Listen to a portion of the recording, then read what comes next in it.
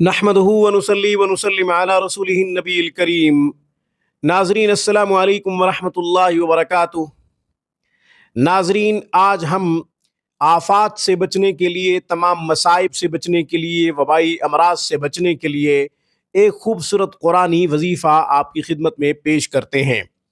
یہ وظیفہ جب آپ کریں گے تو انشاءاللہ زمینی اور آسمانی ہر طرح کی آفات سے محفوظ رہیں گے، تمام مصیبتوں سے محفوظ رہیں گے اور تمام وبائی امراض سے بھی محفوظ رہیں گے۔ نہ صرف آپ خود محفوظ رہیں گے بلکہ آپ کی نسل بھی تمام وبائی امراض سے محفوظ رہے گی، یعنی اولاد محفوظ رہے گی، آپ کے بچے محفوظ رہیں گے، آپ خود بھی محفوظ رہیں گے انشاءاللہ۔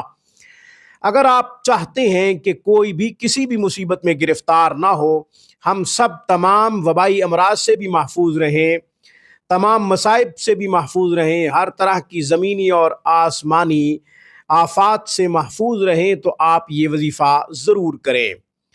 یہ ویڈیو سکپ نہ کیجئے گا، آخر تک سماعت کیجئے گا تاکہ آپ کو وظیفہ سمجھ آ جائے۔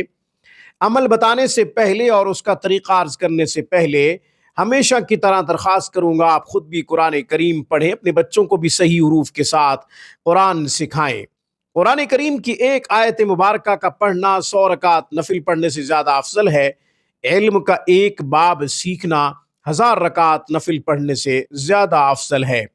اپنی دنیا سنواریں، آخرت سنواریں، اپنے بچوں کو قرآن کے قریب کیجئے، اور قرآن کی تعلیم دینا بچوں کو فرض ہے، اس لیے ان کی دنیا اور آخرت کی فکر کریں۔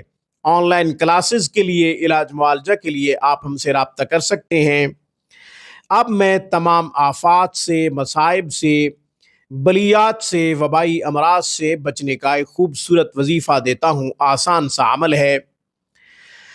ناظرین، سورہ مزمل شریف، سورہ مزمل شریف کے پڑھنے کے ہزاروں فوائد لکھے ہیں۔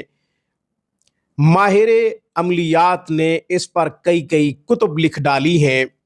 جو اس شعبے کے ماہر تھے انہوں نے بے شمار فوائد بتائے ہیں سورہ مزمل شریف کے، مگر آپ صرف ایک مرتبہ پڑھیں سورہ مزمل شریف کو ہر نماز کے بعد، انشاءاللہ وبائی امراض سے خود بھی محفوظ رہیں گے، آپ کی نسل بھی محفوظ رہے گی، آپ کی اولاد، بچے سب محفوظ رہیں گے۔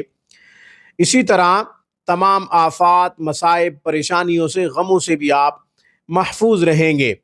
میں نے اس کے 7 یا پھر 9 چلے کیے ہیں، الحمدللہ اس کے بے شمار فائدے دیکھے ہیں، اپنی آنکھوں سے دیکھے ہیں اور محسوس کیے ہیں، الحمدللہ بے شمار فوائد حاصل ہوئے ہیں۔ غیبی مخلوق کی طرف سے مدد ہوتی ہے سورہ مزمل شریف کو یقین کے ساتھ پڑھا جائے۔ آج کی گفتگو میں بس اتنا ہی۔ اقول قولی ھذا واستغفر اللہ، وآخر دعوانا الحمدللہ رب العالمین۔